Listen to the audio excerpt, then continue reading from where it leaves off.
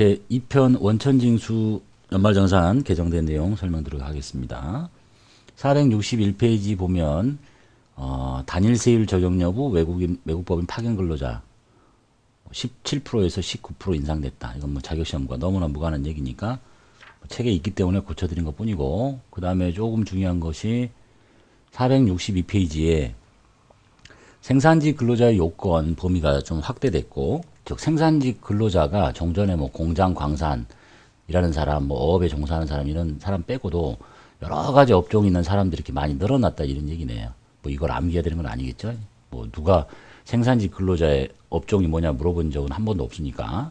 그 중요한 건 이제 월정액 급여가 늘어났다는 얘기네요. 월정액 급여가 종전에 150만 원에서 190만 원 이하인 자로 바뀌었다. 나머지 뒤엔 똑같고 요것만 기억하시면 되겠죠.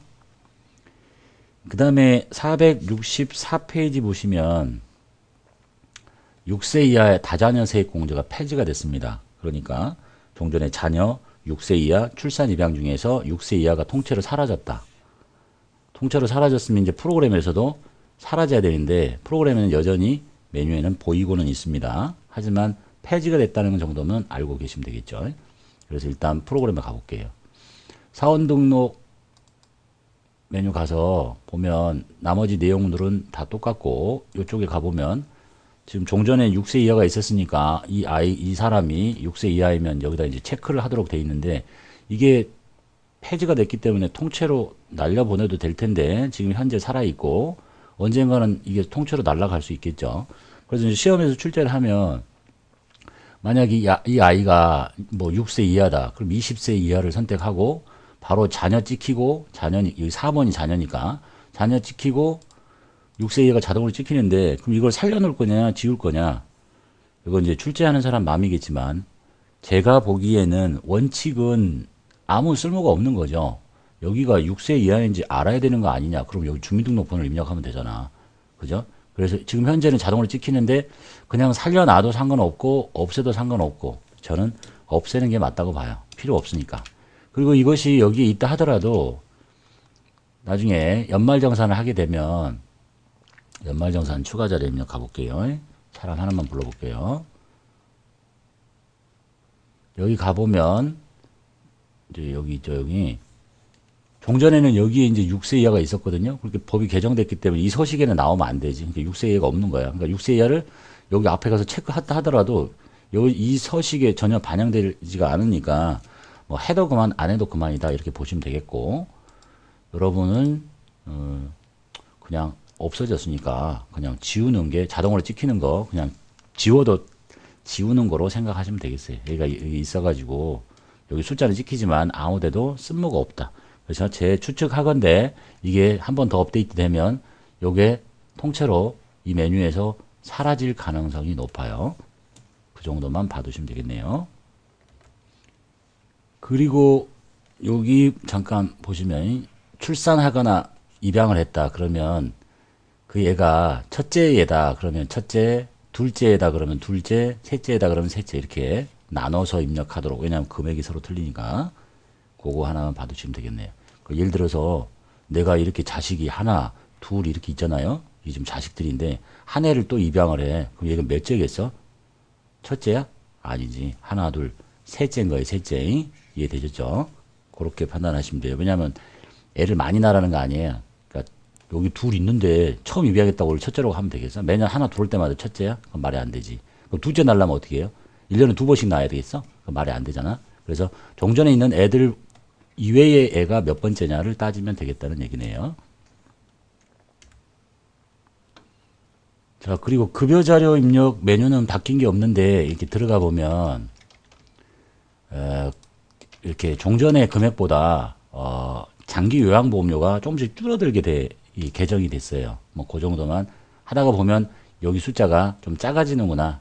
그럼 메뉴를 처음 열면 뭐 그런 메시지 창이 떠요. 개정됐다고. 우리하고 상관없는 거니까. 종전 교재를 공부했는데 회계연도를 18년으로 했더니 여기가 자꾸 틀려진다. 이거는 개정됐기 때문에 그냥 그러려니 하고 봐두시면 되겠습니다. 나머지 뭐 이행상황 신고서며 바뀐 거 하나도 없어요. 그 다음에 466페이지부터 이제 기초다지기 해가지고 나와 있는데, 거기 제일 상단에 보면 이 계산 구조가 틀려진 게 아니라 작년도에 이 혼인세액공제를 하겠다고 무성하게 발표가 많이 났는데 결국은 국회에서 도입하지 않기로 해가지고 이 혼인세액공제가 없어졌다. 그리고 결국 프로그램에도 보이지 않았던 거예요. 그러니까 이거는 아예 없어졌다 이렇게 보시면 되겠네요. 그 다음에 469페이지에 이제 이론 설명할 때 방금 메뉴 설명했듯이 이 자녀세액공제 중에 6세 이하가 통째로 사라져서 폐지됐다. 이런 얘기.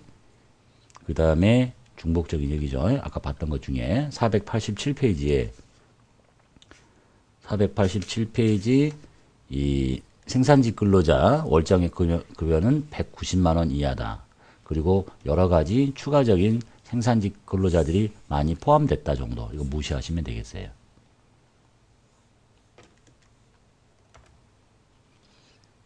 그 다음에 이제 마지막 연말정산 추가 자료 입력 메뉴죠. 이거 불러가지고 이제 살펴보도록 할게요. 너무 커졌네. 512페이지 보시면 512페이지가 이제 이것도 뭐 그다지 중요하진 않습니다. 그 밖에 소득공제, 주택마련저축 소득공제가 연도별로 개정이 되면서 이제 2015년 1월 1일 전에 청약저축이나 지금 여기하고 똑같은 것들 가입하는데 그때는 총 급여가 7천만 원이라는 제한이 없었어요. 그런 사람도 됐는데 이 규정은 이제 그리고 한도는 좀 달랐고 이 규정이 이전에 가입한 사람은 17년까지만 공제가 가능하니까 이 지문 자체가 있어야 될 필요가 없다. 그래서 삭제했다라고 보시면 되겠네요. 시험에 나온 적도 없고 그렇게 봐두시면 되겠고 그 다음에 514페이지에 신용카드 관련된 얘기인데 일단 전통시장 사용액, 대중교통 이용액 공제율이 종전에 여기가 30%씩이었는데 더 인상을 시켜줬다. 이건 뭐 우리 실기시험하고 하면 상관없는 거죠. 자리만 잘 찾아서 넣으면 되는 거니까. 그 다음에 하나 생긴 게 이건데 조건이 까다로워요. 총 급여액이 7천만 원 이하인 사람인데 이 사람이 만약에 뭐 책 같은 거 간행물을 사거나 뭐 공연을 할 때 돈을 썼다. 그러면 이 금액을 신용카드 사용액에 넣어주겠다. 이런 얘기네. 그리고 30%짜리 직불카드하고 똑같은 조건으로 해주겠대요. 그러니까 이제 이것 때문에 계산식이 굉장히 많이 바뀌었고 이걸 제가 지금 설명드릴 수는 없죠. 이제 본서를 강의를 받으실 때 하는 거고 여러분이 그냥 시험 목적 위주라면 이 계산 구조 굉장히 복잡하지만 이걸 알 필요가 있는 게 아니라 되는 전통시장, 되는 대중교통, 직불카드, 현금영수증, 그 다음에 이 도서 공연비가 있는데 조건이 총급여 7천만 원 이하인 사람이어야 되고 그리고 요건도 있어요. 또 밑에 보면 그러니까 출제할 가능성이 좀 없어요. 조금 더 내려가 보면 근데 이게 2018년도 1월 달부터 쓴 게 아니라 7월 1일 이후에 쓴 것부터만 가능한 거야. 내기가 좀 곤란하겠죠. 그래서 내가 보기엔 안 나온다라고 보시면 되겠네요.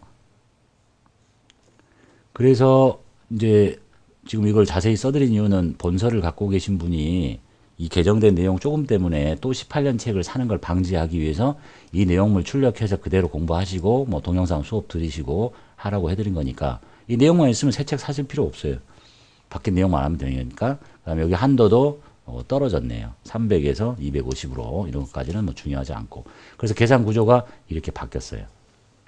그거만. 그리고 이 계산 구조를 이해하고 싶으면 여기서 설명할 수 없겠죠. 굉장히 복잡하니까. 저하고 동영상을 들은 분은 이 설명을 다 들었을 거니까 그 수업을 다시 들으실 필요가 있는 분은 이제 출력해서 갖고 계시면 되겠다는 얘기네요. 일단 시험 실기와 관련돼서는 도서 공연비가 생겼긴 하지만 조건만 잘 보시면 돼요. 혹시 재수없게 나오면 7천만 원 이하여야 되고 7월 1일 이후에 쓴 거여야 된다. 라는 정도만 봐두시면 되겠네요.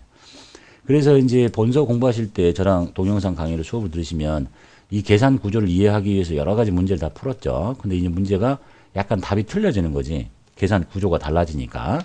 왜냐하면 30%였던 전통이나 대중교통이 40%로 바뀌었으니까 그런 것들을 고치라고 지금 쭉 다 빨간색으로 표시해 드렸어요.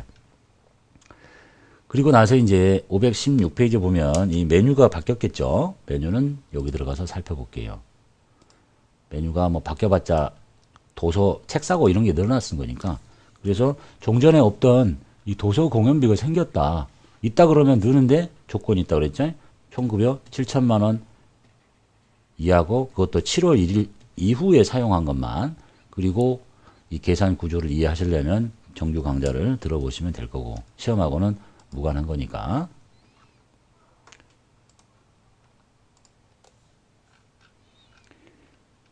자, 그리고 이제 517페이지 종합소득세율이 최고세율이 인상됐으니까 517페이지에 계산식에 요 이제 빨간 것이 이제 추가됐다 이런 얘기네요. 이제 우리는 그걸 보려면 저기서부터 과세표준 산출세액 여기 숫자 나왔을 때 이 숫자가 이제 바뀌니까 이게 왜 바뀌었느냐를 설명드리기 하는 거고, 그 다음에 나머지 우리가 주로 쓰는 거는 여기니까 보장성 보험 뭐 종전하고 똑같아요. 의료비 똑같고, 이제 의료비는 바로 내용 보면서 갈게요. 521페이지에 의료비에 대한 얘기가 있는데 이것도 뭐 시험에는 거의 나오지 가능성이 없네요. 본인 등 의료비에 중증 질환자, 희귀 난치성 질환자, 결핵 환자의 의료비를, 본인 등 의료비가 뭐예요? 전액 공제되는 의료비 이 속에 넣어주겠다는 얘기예요. 그래서 계산 구조는 똑같은데 본인 등 의료비라는 얘기는 나, 본인, 그리고 65세 이상인 사람, 이 사람을 의료비에서는 경로자라고 하는 거죠. 그리고 장애인, 그리고 중증 질환자, 희귀성 난치 질환자, 결핵 환자 이런 사람들. 그러니까 이제 우리 프로그램 보면 본인 넣는 자리 있고 경로자 넣는 자리 있고 장애인 넣는 자리 있는데 이게 아직 없어. 그럼 어디다 넣어야 되겠어요? 얘가 장애인에다 넣어도 상관없는 거고 뭐 본인은 아니잖아요. 뭐 65세 이상 사람에다 넣어도 되고 아무데나 그냥 편한 데 넣으면 된다는 얘기예요. 그래서 일단 자리는 없으니까 장애인 또는 본인 경로자에다 넣으시면 되겠다는 얘기입니다. 그래서 여기에 의료비에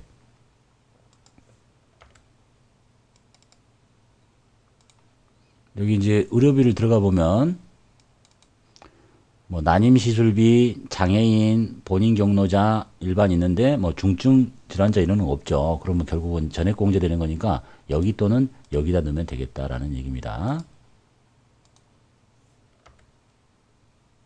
그 다음에 527페이지에 기부금 관련 내용인데 내용이 바뀐 게 아니라 이제 표현 방식이 달라졌어요. 메뉴를 보시면 아시겠죠. 종전의 방식하고 다르게 이렇게 뭐 기부금을 이게 이제 우리가 많이 쓰는 게 올해 기부금이라는 게 법정 기부금 이 자리, 그 다음에 종교단체 기부금 이게 올해 거 주로 쓰는 게 올해 거니까, 그 다음에 정치자금 나머지 거 뭐 2월 된 거 다 빼고 이거 쓸 필요 없으니까 그 표현이 좀 달라졌다는 것만 아시면 되겠네요.